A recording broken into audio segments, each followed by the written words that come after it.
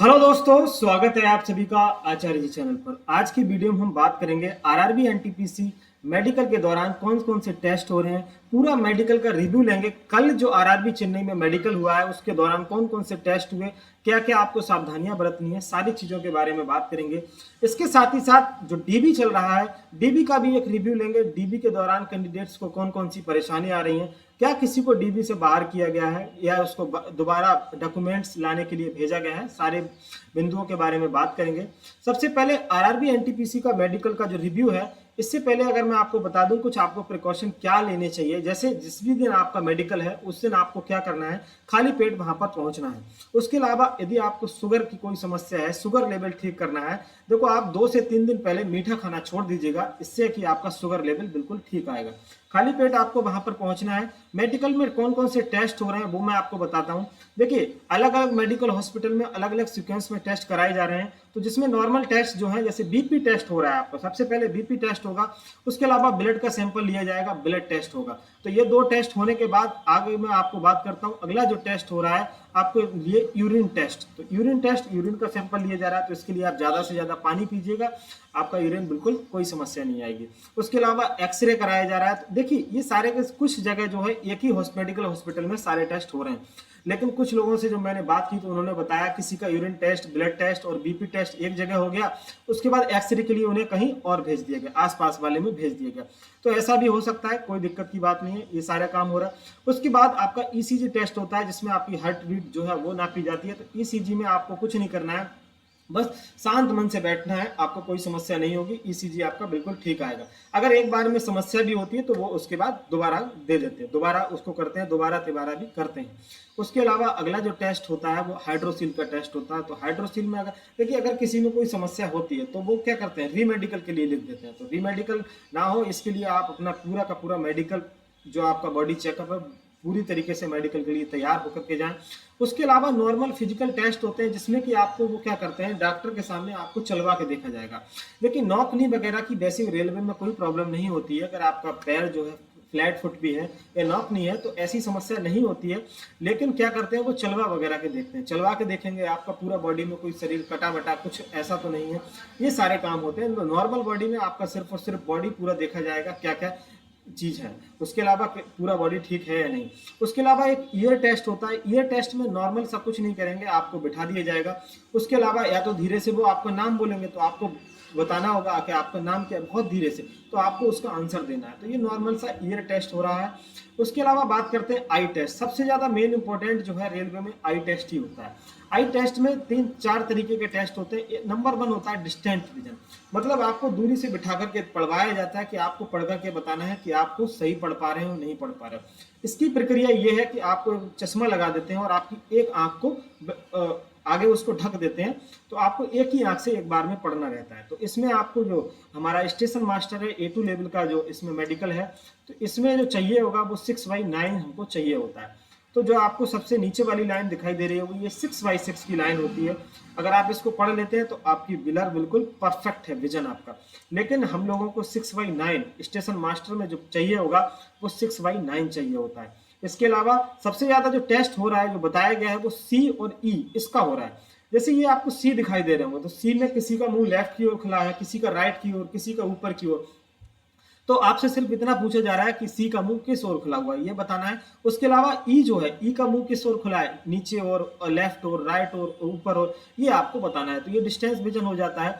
उसके अलावा near vision में क्या रहता है, आपको बिठा दिया जाएगा 25 सेंटीमीटर की दूरी से, किताब आपको रख दी जाएगी, आपको पढ़ करके बताना है, नियर विजन आपका हो जाएगा। उसके अलावा अगला जो होता है कलर विजन। कलर विजन सबसे ज्यादा इंपॉर्टेंट टेस्ट होता है। कलर देखिए, आंखों में कोई समस्या है तो वो बाहर कर देते हैं, इसमें कलर विजन सबसे ज्यादा इंपॉर्टेंट होता है। कलर विजन में देखिए, एक बार डिस्टेंट विजन में चल सकता है लेकिन कलर विजन में बिल्कुल भी, क्योंकि एक आनुवंशिक रोग है, कलर विजन कभी ठीक भी नहीं होता है। तो कलर विजन में क्या होगा, आपके सामने इस तरीके की बुक रहेगी, इसको मैंने एक प्रॉपर वीडियो भी बनाया है, आप देख सकते हैं। इसमें कलर विजन आपको चेक किया जाएगा। इसमें जैसे आपके पास डॉटेड रहेगा, इसमें धब्बे रहेंगे, वो आपको पढ़ करके बताना होगा।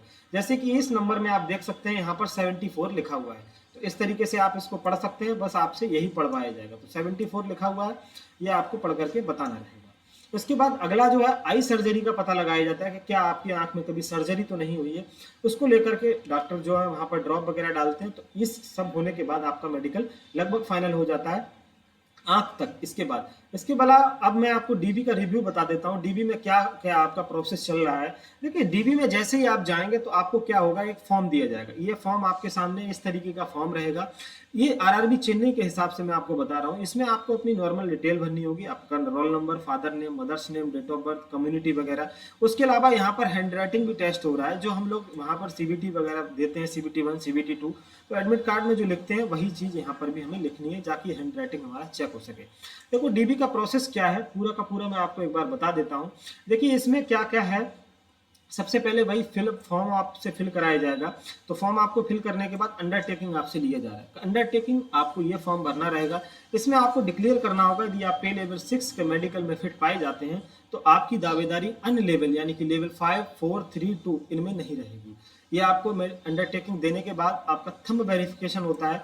जो हम लोग सीबीटी 1, सीबीटी 2 और साइको टेस्ट के दौरान गए थे तो हमारा थंब और फेस वेरीफाइड होता है। तो सीबीटी 1, सीबीटी 2 और साइको टेस्ट के दौरान थंब और फेस को वेरीफाई किया जाता है। ये टीसीएस के द्वारा किया जा रहा है। तो इस होने के बाद आपको क्या हैंड राइटिंग वेरिफिकेशन, जो कि मैंने आपको पहले ही बता दिया, उसी में हो जाएगा।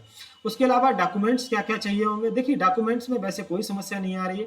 यदि आप किसी कैटेगरी से हैं तो आपको 10th, 12th, ग्रेजुएशन के अलावा कैटेगरी चाहिए, वरना आप जनरल से हैं तो आपको किसी भी सर्टिफिकेट की ग्रेजुएशन 10th, 12th के अलावा जरूरत ही नहीं है। देखिए क्या चाहिए, 10th का सर्टिफिकेट, 12th की मार्कशीट और उसके अलावा ग्रेजुएशन डिग्री।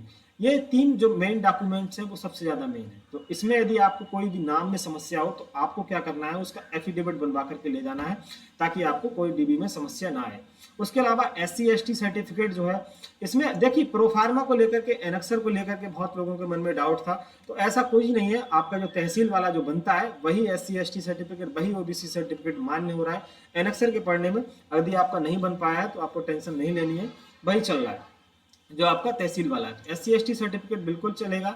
OBC सर्टिफिकेट 1 साल से ज्यादा पुराना नहीं होना चाहिए। अगर 1 साल से ज्यादा पुराना है तो नया बनवा लें। लेकिन कुछ एक केस ऐसा भी एक आध केस आया जिसमें कि क्या, अगर एक आध साल से ज्यादा पुराना है तो उनसे क्या करते हैं, एप्लीकेशन वगैरह लिखवा करके आप बाद में जमा कर दीजिएगा, ये भी आपको सुविधा मिल जाती है। तो OBC सर्टिफिकेट एनेक्सर 2 में बन जाता है तो बहुत अच्छी बात, वरना सेंट्रल वाला, तहसील वाला आपको लेकर के जाना है। देखिए EBC सर्टिफिकेट को लेकर के एक समस्या आई थी आरआरबी चेन्नई के पहले दिन डीबी के दौरान, कि इसमें एक कैंडिडेट EBC सर्टिफिकेट नहीं लाए थे तो उनको वापस भेज दिया गया, उनको मेडिकल का मेमो नहीं दिया गया। तो अब EBC सर्टिफिकेट आपको लेकर के जाना है। देखिए बहुत सारे लोगों के साथ ये भी समस्या हुई है कि EBC जो है उन्होंने भर तो दिया है, टिक तो कर दिया है, फीस भी उन्होंने 500 कटाई है, लेकिन EBC सर्टिफिकेट अब उनका नहीं बन रहा है। तो ये भी समस्या है। तो इसके लिए आपको एफिडेविट बनवा लीजिएगा, आपका एफिडेविट काम करेगा। उसके अलावा आपको सारे डॉक्यूमेंट्स के 2 सेट्स लेकर के जाने होंगे। उसके अलावा सभी एडमिट कार्ड्स जो हैं उनका अपर कटिंग जो होगा वो आपको लेकर के जाना है। वैसे ये मांग नहीं रहे, एडमिट कार्ड भी इसमें आरआरबी चेन्नई के द्वारा नहीं मांगे गए। देखो मेडिकल में क्या होगा, वही आपको एक जो मेमो इस तरीके का डीबी के बाद, डीबी कंप्लीट होने के बाद ये आपको दिया जा रहा है। तो मेडिकल मेमो रहेगा, इसमें आपको क्या करना रहेगा, इसको लेकर के आपको मेडिकल जो हॉस्पिटल है वहां पर लेकर के इसको पहुंचना रहेगा। तो ये आपको लेकर के जब मेडिकल हॉस्पिटल पहुंचेंगे तो मेडिकल प्रक्रिया मैंने आपको पूरी बताई दी है।